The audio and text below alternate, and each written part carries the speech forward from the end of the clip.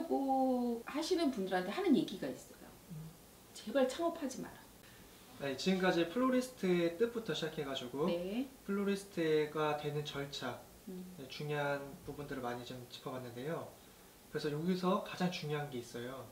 창업을 빼놓을 수 없는데요. 이 창업할 때 주의사항에 대해서 좀 말씀해 주시겠어요? 저는 창업바를 따로 운영을 하고 있는데요. 창업을 하려고 하시는 분들한테 하는 얘기가 있어요. 제발 창업하지 마라. 도무지 창업하지 마라. 왜 그런 얘기를 하시나요? 네. 왜냐하면 너무 쉽게 창업을 하려고 그러는 거예요. 그럼 너무 쉽게 망하는 거를 제가 알기 때문에 창업을 하려면은요. 내가 어느 정도 실력이 있어. 뭐 좋아요. 왜냐면 꽃집에서 할 수 있는 일들이 지금 극소수잖아요. 예를 들어서 뭐 화분을 팔거나 클래스를 열거나 뭐 꽃다발, 꽃바구니, 뭐 부케 좀 이게 조금 협소해요. 공간장식 큰 걸 하거나 이런 거는 다른 업체에다 맡기기 때문에 작은 꽃집에서 일어나지는 않습니다. 창업 같은 경우에요. 실기만 가리켜서는 절대 안 되거든요. 마케팅에 대해서도 모른다든지 그리고 우리가 왜 몫이라고 그러잖아요. 장소 분석이라든지 또 손님 대하는 법이라든지 이런 거를 다 뺀단 말이에요. 당연히 저는 망할 수밖에 없다고 생각을 해요. 창업 준비를 하시려면요. 아주 꼼꼼히 1년, 길게는 3년 정도 보시고요. 꾸준히 보셔야 돼요. 그러면 창업을 할 때 아까 말씀하신 대로 대부분 실패한다고 그러셨잖아요. 실패를 하지 않는 창업 방법에는 어떤 것들이 있을까요? 실패하지 않는 방법 2가지가 있습니다. 첫째는 창업하지 않는 거. 네네. 그리고 2번째는 창업을 하려면요. 내가 하고 싶은 곳이 있을 거 아니에요. 네네. 그곳에 대해서 연구를 하셔야 되고요. 유동인구를 연구하셔야 되고요. 마케팅을 연구하셔야 되고요. 다 공부하셔야 돼요. 이게 시즌, 요새는 예전처럼 시즌만 장사하는 게 아니라 요새는 정기구독이라든지 남자분들도 꽃을 많이 사요. 그리고 아주 사소하게도 많이 사기 때문에 또 집안 꾸미기라든지 꽃의 구매가 저는 점점 늘 거라고 봐요. 왜냐면 문화도 그만큼 올라가고 있기 때문에 네. 문화 수준이 올라가고 있기 때문에 영화 같은 데 보면은 막 다 허물어가는 슬럼가에 식탁 위에 꽃병, 콜라병 하나에도 꽃이 꽂혀 있는 경우가 있어요. 슈퍼에서 아니면은 꽃집에서 한 송이 사다가 갖다 꽂아요. 꽃 하나가 집안 분위기를 바꾸기 때문에. 네, 그래서 꽃의 문화는 계속 발달할 거고 꽃의 수요도 점점 늘 거라고 생각을 해요. 그러면 그 수요를 맞춰주기 위해서 내가 어느 정도 꽃집을 창업했을 때 이익을 얻을 수 있는지를 알아야 되잖아요. 그러면 저것부터 계산하셔야 돼요. 꽃값 계산, 임대료 계산이 빠지면 안 되잖아요. 임대료는 제가 깜짝깜짝 놀랄 때는 2분의 1을 임대료로 내시면 안 돼요. 그런 집이 많거든요. 벌었고 임대료 내고 내 거 그냥 쓸 거 용돈벌이밖에 안 하니 괜찮아요. 그렇게 해도 괜찮은데 엄밀히 말해서는 한 10분의 1 정도를 임대료로, 총 매출의 10분의 1을 임대료로 잡으셔야 돼요. 많은 수요가 있을 때는 아르바이트생을 쓸 수도 있지만 아르바이트생만 써갖고는 안 될 때가 있어요. 예를 들어서 뭐 직원을 둔다거나 그리고 인건비를 많이 줘야 되는 플로리스트가 올 경우에 그러면 이제 나가잖아요. 그만큼 수요가 있으니까 사람을 쓰겠지만 그런 거 다 계산하셔야 되고요. 또 뭐 3개월을 버틸 수 있는 돈을 확보해야 된다. 6개월을 버틸 수 있는 돈을 확보해야 된다. 그것도 물론 중요하지만 버틸 거를 준비하면은 그것도 힘들 거라고 저는 생각을 해요. 그래서 저는 창업할 때 한 가지 팁을 드려요. 창업을 어디나 하냐면요. 기존 꽃집을 인수받으라고 그래요. 홍보에서 많이 감해지거든요. 그리고 요새는 오프라인보다 온라인 판매가 더 많이 이루어지고 있습니다.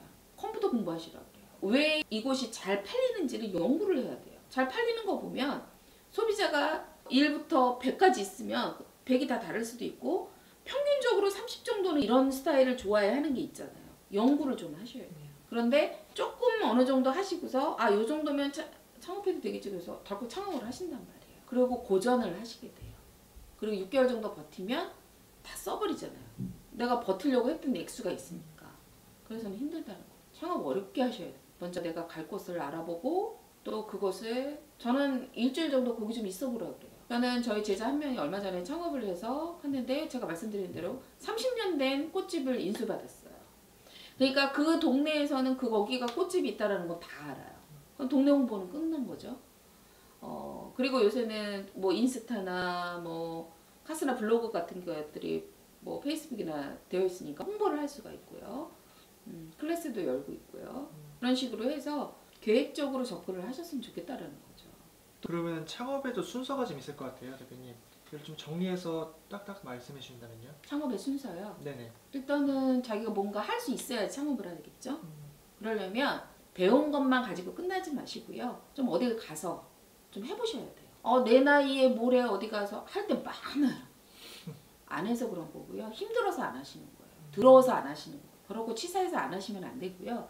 내가 만약에 뭘 하고 싶다 그러면 그 업계에 가셔서 조금 하셨으면 좋겠어요.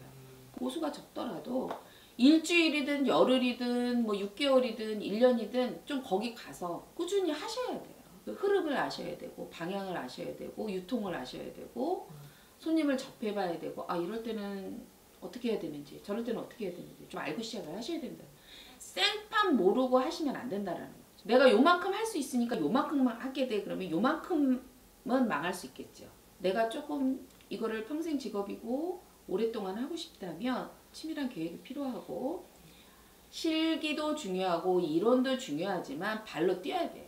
창업하신 분한테 가서 물어보고 어려운 게 뭔지 요즘 안 되는 게 뭔지 자꾸 물어보셔야 돼요. 꽃집에 가서 3,000원짜리 화분을 사시더라도요. 말을 건네면 꽃집 사장님이요 300만 원짜리 답해 주실 수도 있어요. 투자하셔야 돼요. 그리고 그분들이 어디서 유통해 오는지도 알아야 될 거 아니에요. 사회시장이 어디에 있고 단순히 한 군데만 하는 게 아니라 내가 어떤 재료를 통해서 구입을 했는데 너무 많이 전국에 깔려 있거든요. 그런 것도 알아보셔야 되고 그런 식으로 서서히 접근을 하시고 창업에 관련된 공부도 중요하고요. 창업을 하실 때 가장 중요한 것 중에 또 하나가 뭐냐면요. 경영이에요. 경영을 할 줄 알아야 돼요. 그러면 꼭 꽃하고 관련이 없어도요. 요새 경영에 대해서 배울 수 있는 데가 많잖아요. 정보들이 많습니다. 저는 그런 책들도 많이 봐요.